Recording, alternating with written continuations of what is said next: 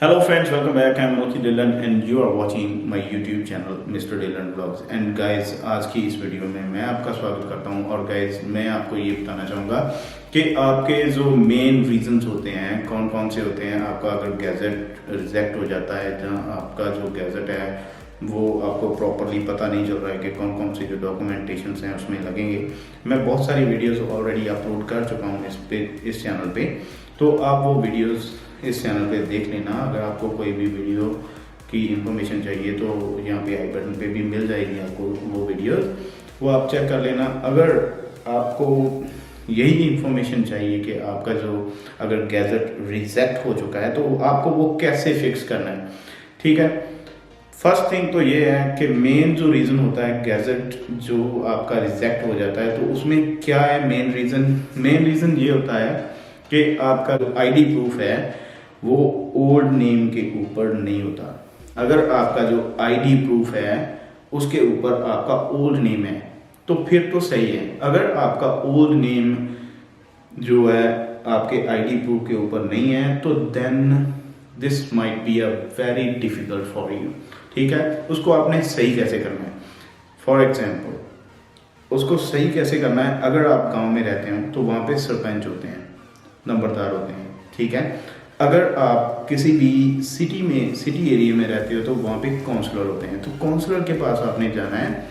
उससे आपने एक जो एफिडेविट होता है उससे आपने एक एफिडेविट लिख के लेके जाना है कि मैं इस नेम से इस एड्रेस के ऊपर रह रहा हूँ इतनी देर से, ठीक है। तो वो आपको रिकग्नाइज करके वो आपको एक साइन करके उसके ऊपर स्टैम्प करके देगा, ठीक है। वो आपने फिर उसके बाद जो भी आपका नज़दीकी सुविधा केंद्र होता है, सेवा केंद्र जिसको बोलते हैं, ठीक है, वहाँ पे आपने जाना है। वहाँ पे जाके आपको वही जो डॉक्यूमेंट जो आपने आपके कहीं भी गांव से या किसी जगह से भी लिया हुआ है, जो एफिडेविट मैंने अभी डिस्कस किया, ठीक है, उसके बाद आपने जो दूसरा एफिडेविट लेना है, ठीक है, वो एफिडेविट आप अपने नेम चेंजिंग का अकॉर्डिंग टू दैट डॉक्यूमेंट लोगे, ठीक है। उसके बाद आपका जो न्यूज़ में पब्लिकेशन होगा, ठीक है। न्यूज़ में पब्लिकेशन कैसे करना है, न्यूज़ में पब्लिकेशन जब भी आपका जो डॉक्यूमेंट है एफिडेविट बन जाता है उसके बाद आपने न्यूज़पेपर के ऊपर वही सेम थिंग, जैसे आपका ओल्ड नेम टू जो भी आप न्यू नेम रख रहे हो तो वो आपने न्यू नेम वहाँ पे डाल देना है, ठीक है। तो वो आपको जो भी आपके कहीं नज़दीकी होंगे तो उसका आपको जो फॉर्मेट है वो दे देंगे। अगर आपको फॉर्मेट चाहिए होगा तो मेरा जो नीचे अभी यहाँ पे शो हो रहा होगा आपको इंस्टाग्राम आईडी, वहाँ पे आपको मैसेज करके मुझसे बात कर लेना, ठीक। उसके अलावा ये नहीं होता कि अगर आपके पास जो आधार कार्ड है, पैन कार्ड है, वही आपके डॉक्यूमेंट्स लगेंगे। अगर आपके पास आधार कार्ड, पैन कार्ड में ऑलरेडी आपने करेक्शन जो है सही करवा ली हुई है तो आपको वो शो नहीं करना। अगर आप वो शो करोगे तो आपका रिजेक्ट होगा गैजेट। तो अगर आपको कोई भी और जैसे लाइक आपका जो स्टडी डॉक्यूमेंट है अगर आपके पास है तो आपको काउंसलर के पास जाने की भी कोई ज़रूरत नहीं, ठीक है। तो क्या करना है, आपने वो डॉक्यूमेंट लेना है, ठीक है। वो डॉक्यूमेंट लेके उसके बाद आपने वहाँ पे लेके जाना है मजिस्ट्रेट के पास। मजिस्ट्रेट अगर आपको साइन करके देगा, ठीक है, जो उसके बाद आपके न्यूज़पेपर्स आएंगे, ठीक है। न्यूज़पेपर्स के बाद आपने जो डॉक्यूमेंटेशंस मैंने आप ऑलरेडी अपनी वीडियोस में डिस्कस किए हुए हैं वो डॉक्यूमेंट्स आप साथ में लेके जाओगे, ठीक है, अलॉन्ग विद सीडी में क्या करना है, सीडी में आपने पब्लिकेशन नोटिफिकेशन जो होता है वो डाल के लेके जाना है without any signature on it. वो उसमें होगा जैसे जो पीडीएफ फाइल है उसमें तो बिल्कुल भी नहीं डालना, क्योंकि काफ़ी सारी जो प्रॉब्लम्स हैं पीडीएफ फाइल क्रिएट करके लेके जाते हो तो उसकी वजह से भी आपका जो रिजेक्ट हो जाता है। कई बार तो वार्निंग आ जाती है, लेटर आ जाती है आपके घर में। अगर आपके पास लेटर नहीं आती है तो डैट मीन्स आपकी जो फाइल है मे बी ऑलरेडी रिवोक कर दी गई है, रिजेक्ट कर दी गई है, तो उसके लिए आपको ये कंसिडरेशंस आपको करनी होगी, ठीक है।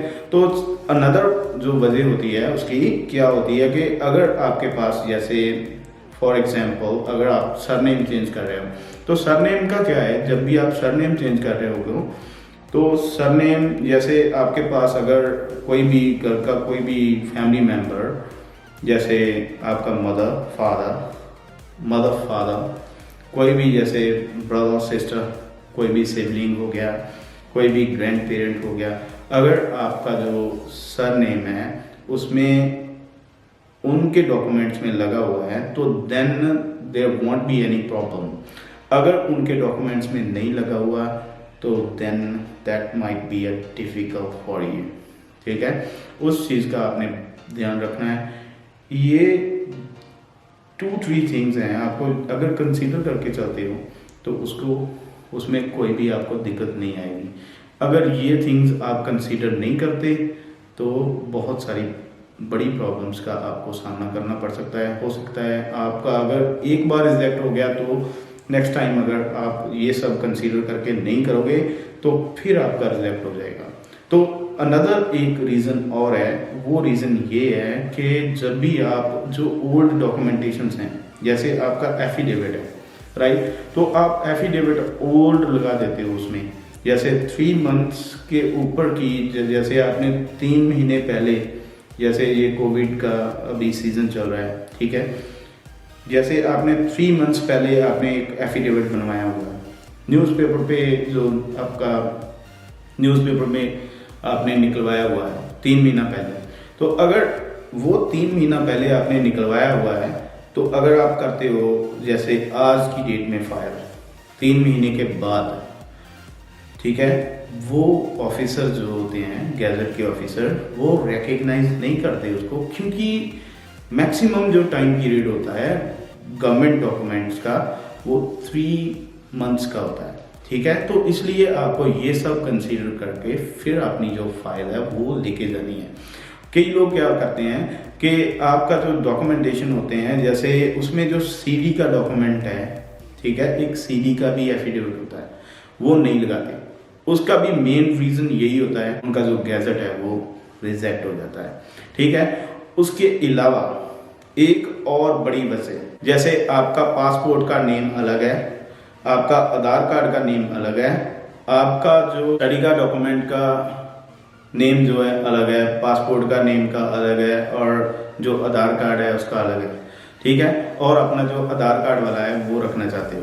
ठीक है, उसमें क्या करना है आपको, जैसे आपको 2 नेम्स हैं डिफरेंट, ठीक है, तो उसको क्या करना है, दोनों नेम्स को, जैसे आपका पासपोर्ट का डॉक्यूमेंट एंड आपका जो स्टडी डॉक्यूमेंट है, वो दोनों का नेम जैसे अलग अलग है, ठीक है, उसको एक ही जो एफिडेविट है उसमें आपने लिखना है। ठीक है, उसको कैसे लिखना है, आपने क्या करना है, ये लिखना है कि जैसे आपका जो नेम है उसमें क्या है कि आप जैसे नेम लिखते हो उसमें अलाइज लिखना होता है, आपको दोनों नेम्स लिखने हैं।